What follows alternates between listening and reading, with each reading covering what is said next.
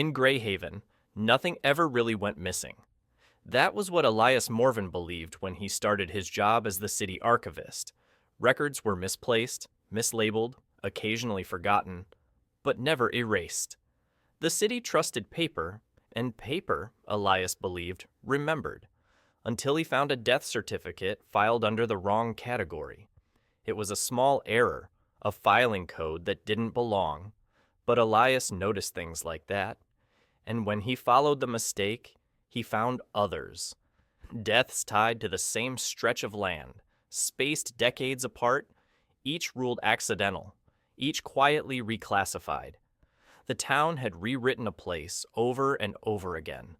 West Row didn't exist anymore, but the records said it once had, and then they said it hadn't.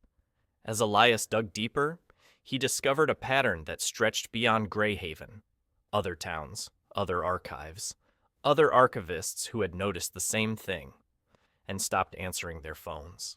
A symbol began to appear in the paperwork, a triangle, not a signature, a root.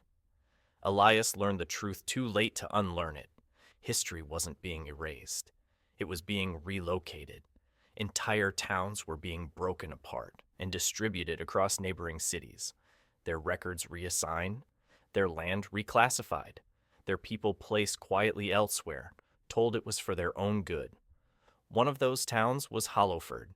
Hollowford had been removed before record, dissolved so completely that even its absence was organized. Elias found the place where it once stood. No buildings, no ruins, only a filing cabinet left behind to prove it had ever been real. And then the system noticed him. Men arrived with clipboards and calm voices. Requests were made without being logged. Elias was reassigned, his access restricted, his work corrected. But Elias did something the system hadn't planned for. He logged it. He made the unlogged visible. He wrote down names, places, routes, survivors. He created a ledger for what had been removed, and in doing so, made himself part of the record. People began to remember. One of them was Clara Hensley, a woman who had once lived in Hollowford and been quietly reassigned as a child. When Elias gathered survivors together, the system responded the only way it knew how. It reassigned her too. Elias followed the trail to Brenton, where records were processed perfectly. There he discovered that the system didn't think in individuals. It thought in sets, towns, groups, variables. Clara was alive, logged, held behind shelves that moved when no one was looking. Elias exposed Brenton publicly. He broke perfect processing. For the first time, the system failed in the open. And then it adapted. By the end of the season, Elias's name appeared in the index, not as an archivist, as a subject. His status was listed simply, in process. The system that once hid towns now began building a route for him. Last episode ended there, with the archivist no longer watching the records, but being watched by them. The screen did not refresh. It waited. Elias Morven stood in the emptied archive with the glow of the monitor bleaching his face. The shelves were gone. The hum remained. Everywhere at once, like electricity learning a new shape. Status: in process. Below it, the route map continued to draw itself. Lines connected towns Elias knew. Then towns he did not. Then names that were not towns at all. Elias didn't touch the keyboard. The system was not asking. By morning, Greyhaven behaved like a place recovering from a quiet storm. Street names stabilized but felt provisional. The municipal website showed hours that didn't match the doors. People spoke carefully, as if nouns might be corrected out from under them. Elias walked the perimeter of the old building. Yellow tape fluttered where the archive door had been. Transferred, the notice read, no destination, no contact. Across the street, a woman paused at a crosswalk and looked at Elias with recognition she could not place. "Do I know you?" she asked. "Not yet," Elias said. She nodded, relieved by an answer that explained nothing. Elias's phone rang once.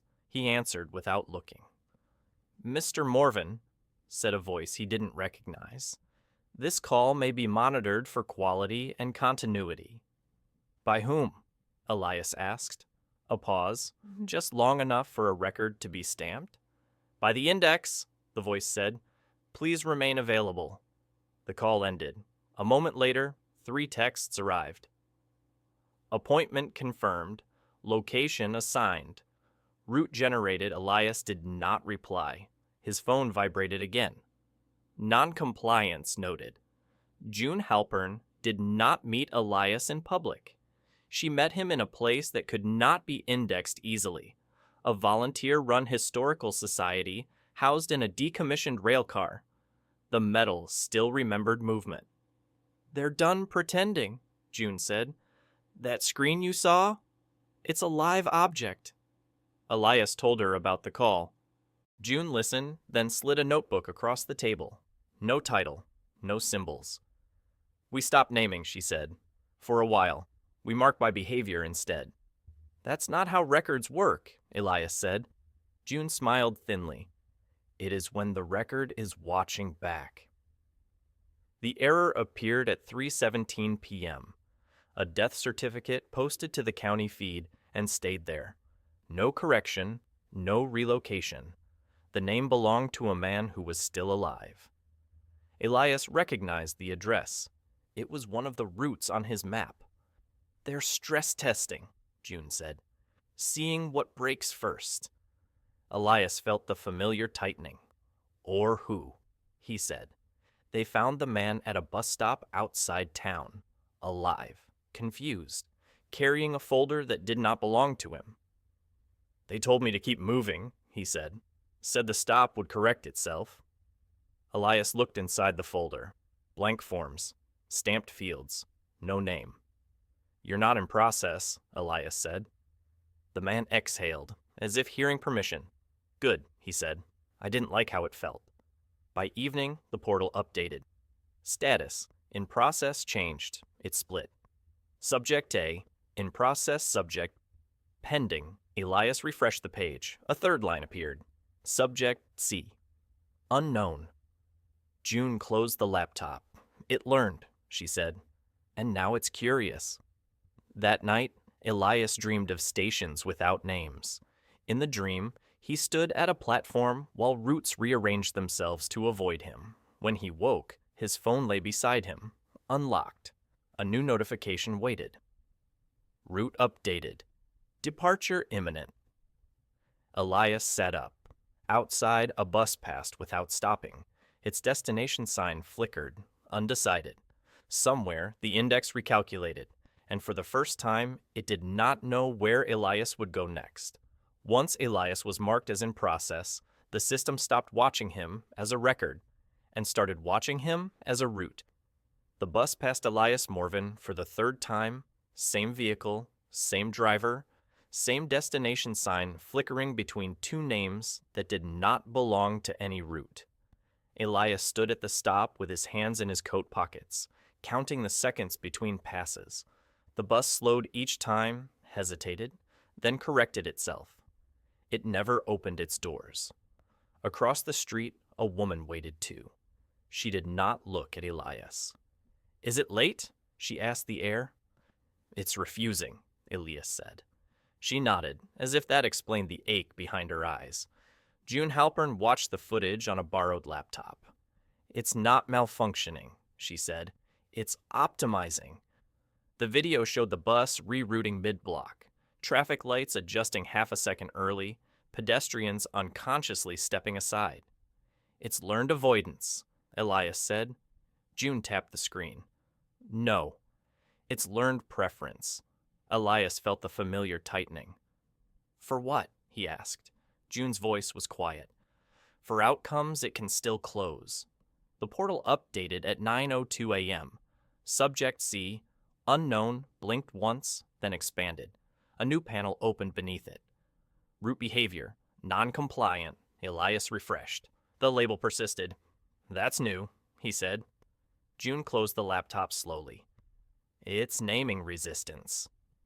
They found Subject C at a rest stop outside the county line. He sat on a concrete bench, staring at a vending machine that had eaten his money and refused to acknowledge the transaction. "It keeps doing that," the man said, "like it doesn't want to finish." Elias asked his name. The man hesitated. "I had one," he said, "but the letters don't sit right anymore." Elias felt a chill. "Where were you headed?" June asked. The man gestured vaguely. "Somewhere I'd already been." June unfolded a paper map, not marked, not indexed. "We try something simple," she said. "We interrupt a route with a choice it can't resolve." They asked the man to walk east, then west, then stop. The traffic light ahead cycled twice. A delivery truck stalled. The bus reappeared at the far end of the lot and cut its engine. Elias watched the system hesitate. "It doesn't know how to log indecision," he said. June smiled for the first time in days. "Good." The portal updated again. Subject C. Route error. A new notice appeared beneath it.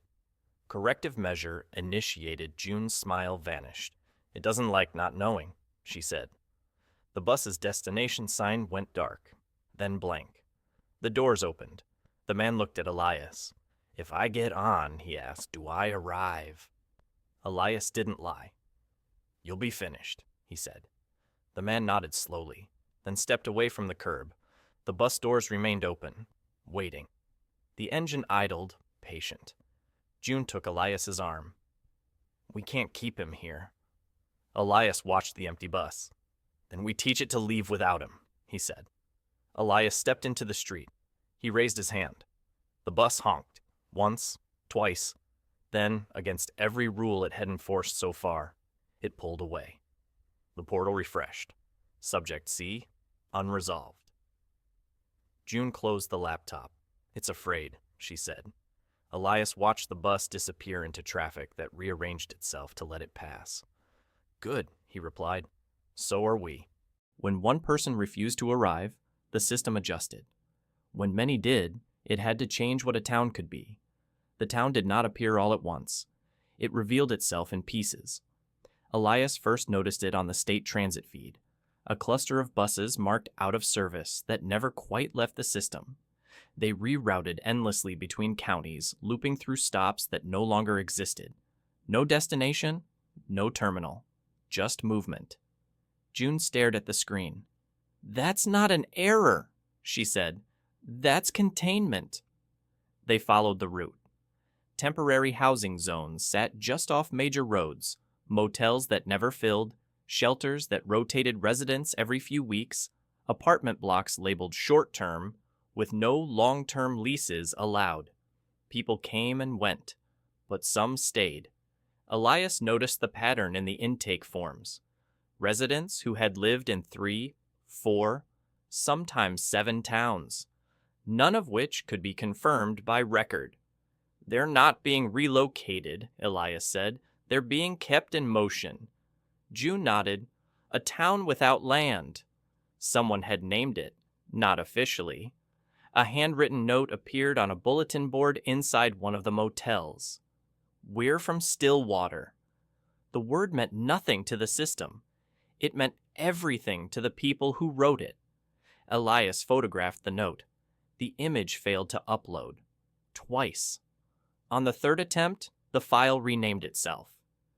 Location unresolved. They spoke to the residents in pieces. Careful conversations held in laundry rooms, parking lots, places that did not invite permanence. People remembered a river, a school, a church that shared space with a town hall. No one remembered leaving. "We just kept getting reassigned," one woman said. "They told us it was temporary." Elias felt the shape of it settle. "The system couldn't distribute you," he said, "so it dissolved your borders instead." The portal reacted within hours. Transit schedules updated. Shelters received notices. Capacity adjustment. Effective immediately. Buses began arriving early, leaving late, routes shortened. "It's trying to collapse them," June said. Force an arrival. Elias looked at the faces around him. Then we don't let them arrive, he said. Elias opened his ledger, not to a blank page, but to a map. He began logging behaviors instead of locations, collective movement without endpoint, shared memory without geography, resistance through circulation. June watched him write. You're redefining what a town is, she said. I'm recording what it already became, Elias replied. The portal refreshed. A new label appeared. Anomalous population. Cluster that night. Buses crossed county lines without stopping. People slept lightly, afraid stillness would be counted. On Elias's screen, a new status blinked beneath Subject C. Associated set detected. June closed the laptop. It sees them now, she said. Elias looked out at the road, watching headlights blur into motion. Then it has to follow, he said. And systems don't like to move. Movement worked, until the system decided it was time to end the motion. The route stopped spreading. Elias noticed it first on the regional transit map. Lines that had once braided across counties began bending inward, their endpoints redrawing themselves closer together. Stillwater was being gathered. June stood beside him, arms folded. They've decided movement is too expensive, she said, so they're choosing an arrival. The shelters received the same message within minutes of each other. Mandatory consolidation. Temporary civic center. No signature. No appeal process. Just a time. That's not temporary, Elias said. June nodded. That's containment with a ribbon on it. The building sat at the edge of a rail yard. Once, it had been a distribution warehouse. Now it wore banners and folding chairs, pretending to be a place of gathering. Buses arrived in waves. People stepped off carrying bags they never fully unpacked anymore. Elias counted them. More than the system had logged. It miscounted, he said. June's eyes sharpened. Or it rounded. Inside, volunteers directed people toward tables. No forms, no names asked, just wristbands printed with symbols instead of letters. Triangles, squares, circles. Elias felt his stomach drop. They're sorting by behavior, he said. Compliance, hesitation, resistance. June leaned close. And watching what happens when they mix. Someone refused a wristband, then another. The room stilled, not silent, but attentive. Elias stepped forward. You don't have to be counted like this, he said. You can keep moving. A woman shook her head. They closed the exits. The lights dimmed. The doors locked with a sound too gentle to be honest. June pulled Elias aside. This is how it started last time, she said. Not with force, with offers. You were here, Elias said. In another place, June replied. Another town they decided to finish. Elias searched her face. And? June looked back at the crowd. I learned what happens when you let them converge you. Elias climbed onto a chair. He raised his voice, not loud, but steady. If they want us together, he said, then together is what we use. He pointed to the wristbands. Take them off. Exchange them. Don't match. Confusion rippled, then motion. Bands swapped hands. Symbols blurred. The system hesitated. The portal refreshed. Sorting error. Parameters. Conflict outside. Buses stalled. Routes blinked uncertainly. June exhaled. You didn't stop it. Elias watched people move. Not fleeing, not staying. No, he said. We broke its ending. Breaking convergence kept the town alive. But survival, Elias learned, was never free. The civic center emptied slowly. Not because people didn't want to leave. Because leaving no longer meant anything specific. Elias watched as small groups drifted away from the building in different directions, guided by instinct rather than instruction. The buses remained stalled, their destination signs blank, as if waiting for a decision no one intended to make. June stood beside him. They'll remember this, she said. So will we, Elias replied. The response did not arrive as force. It arrived as paperwork. Shelters lost funding overnight. Temporary housing contracts expired early. Notices appeared on doors that no one remembered authorizing. Services discontinued. Realignment in progress. Elias felt the familiar pressure behind his eyes. "They're starving the pattern," he said. June nodded. "They're making stillness expensive." Stillwater did not break apart all at once. It fractured. Some people wanted to keep moving. Others wanted a place, any place that could be finished. Arguments happened quietly, in hallways, near vending machines, in the pauses between bus announcements that never came. A man approached Elias late one evening. "If I let them place me," he asked, "does it stop hurting?" Elias didn't answer right away. "It stops changing," he said. June found Elias sitting on the curb outside a closed shelter. "You can't save everyone," she said. "I know," Elias replied. "No," June said. "You know intellectually. You haven't accepted it yet." She told him about a town she'd once helped keep moving too long. "They didn't arrive," she said. "They faded." Elias looked at her. "Because they stopped remembering?" June shook her head. "Because they stopped choosing." It began with volunteers. A handful of people accepted reassignment offers quietly, almost apologetically. They boarded buses when they restarted, filled out forms when they reappeared. Their names vanished from Elias's lists. Not erased. Completed. The portal updated. Associated set. Reduce. Elias closed his notebook. That night, Elias added a new section to his ledger. Costs. He listed what staying unfinished required. Movement without rest. Memory without validation. Loss without closure. Then, beneath it, completion is not neutral. June watched him write. "This will change how the system sees you," she said. "Good," Elias replied. "It should understand what it's asking for." Elias's phone vibrated, a familiar withheld number. "Mr. Morven," the voice said, "you've demonstrated effective population management." Elias closed his eyes. "We'd like to formalize your role," the voice continued. "You could reduce suffering." "By finishing them," Elias said. A pause. "By guiding outcomes," the voice corrected. Elias looked at Stillwater. People eating cold food, sharing space, arguing softly, still choosing. "I'll think about it," he said. The call ended. On the portal, a new status appeared beside Elias's name. Role pending. Elias felt the weight of it settle. The cost of staying unfinished had just been named, and the system was offering to pay it. When resistance became expensive, the system did what it always did next. It made an offer. The meeting did not have a location. It had a time. At exactly 9 a.m., Elias Morven's phone chimed once. The screen filled with a calendar notification he had not accepted. Consultation.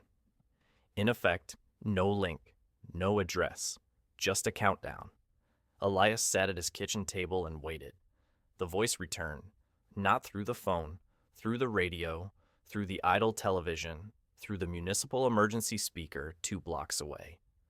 "Thank you for your availability," it said. Elias did not respond.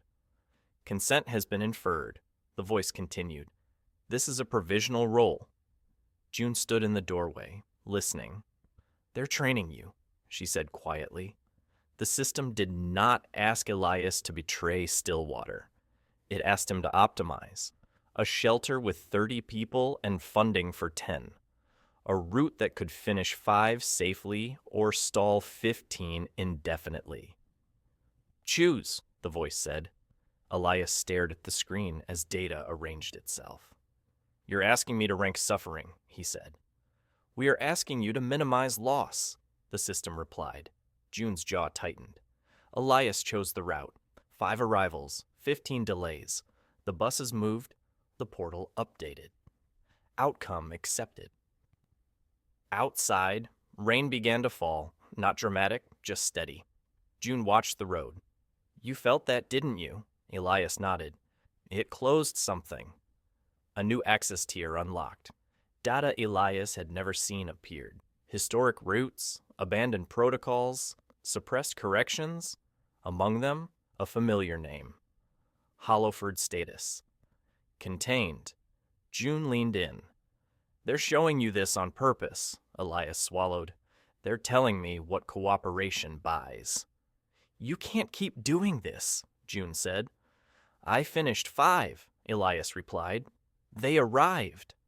And 15 learned waiting is permanent, June said.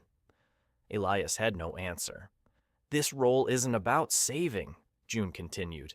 It's about deciding who disappears quietly. The portal pulsed. Performance stable. The next scenario loaded without warning. A smaller set, 1 bus, 1 name. Subject, Claire Hensley. June went still. They're checking loyalty, she said. The voice returned, gentle.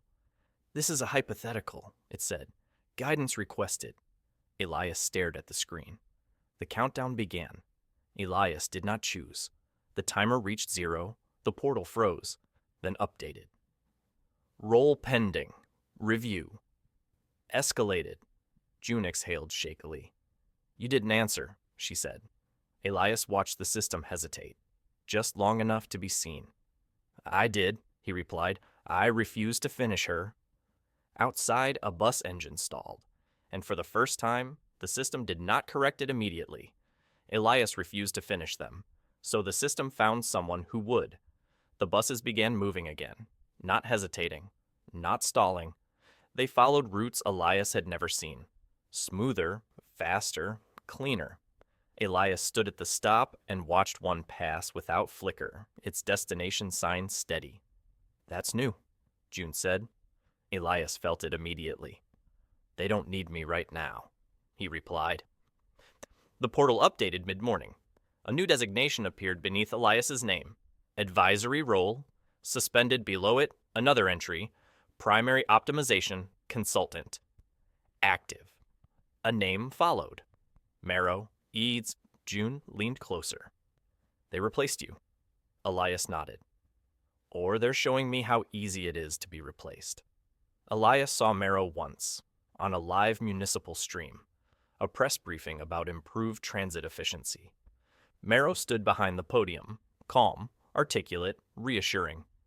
Completion reduces harm, Marrow said. Indefinite delay causes suffering. The audience nodded. Elias felt cold. He believes it, June said. Or he's learned not to question it, Elias replied. Clara did not answer her phone. Her room was empty, no signs of struggle, just a printed notice on the table. Relocation complete. Elias crushed the paper in his fist. June closed her eyes. They're using him to finish what you wouldn't. The portal refreshed rapidly now. Statuses closed. Routes completed. Stillwater's associated set shrank again. Efficiency increase. 18%. Elias felt something worse than fear. Obsolescence. He logged in where he wasn't supposed to. Old credentials, like dead-end points. Spaces the system assumed no one would return to. He found Marrow's decisions. Not cruel. Clean. That's why it works, Elias whispered. June watched him type. Can you stop it? Elias shook his head. No, but I can complicate him. Elias sent a single unauthorized log entry. Not public, not private, addressed directly to the optimization layer. Completion without consent is not stability. The portal froze, then updated. Conflict detected. Advisor input required. Shy. June looked at Elias. You just made yourself necessary again, she said. Elias watched the status pulse. No, he replied. I made him uncertain. Certainty restored order, but it also revealed what the system could never quite erase. The system did not announce its decision. It implemented it. Across the region, routes stabilized. Buses arrived on time. Shelters reopened under new names. Records closed cleanly, with no loose ends left visible. On the portal, a single notice appeared. Optimization authority transferred. Elias Morven watched the update without blinking. It shows Marrow, June said. Elias nodded. It shows certainty. Greyhaven looked better. Streets flowed.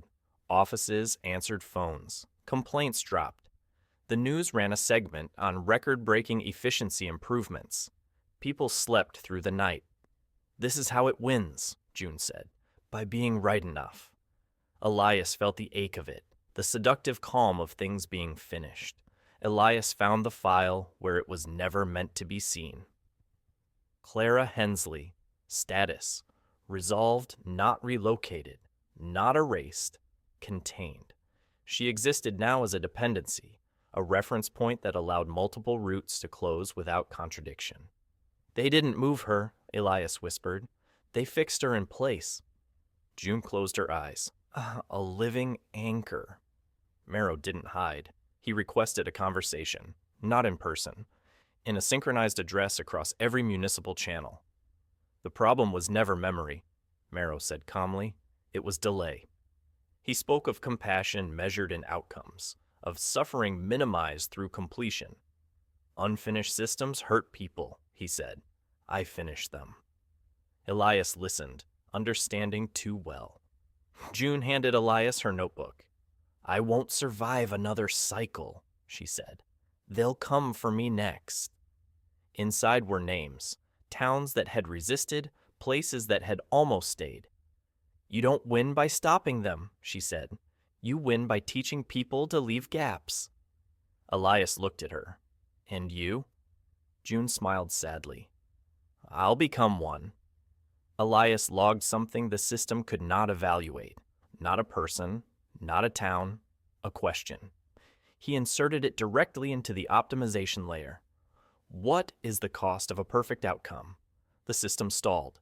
Marrow hesitated, just long enough to be noticed. Across the region, a handful of routes flickered, not failing, pausing. The portal updated. Anomaly. Persistent outcome uncertain. June looked at Elias. You didn't break it. No, Elias said. I reminded it what it can't finish. Outside, a bus skipped a stop. Somewhere else, a door didn't close. That night, the world worked. Mostly.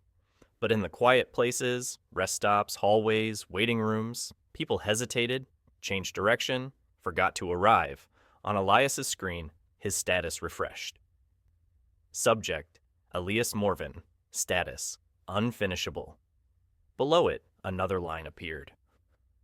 Propagation detected. Elias closed the laptop. June's notebook lay open beside him. Outside, a bus idled at an empty stop, engine running, doors open, waiting. For someone who might never arrive. Some things are meant to be completed. Others survive by staying unfinished. Thank you for listening. If you enjoyed this story, liking the video will help others to hear it, and subscribing ensures you won't miss what surfaces next.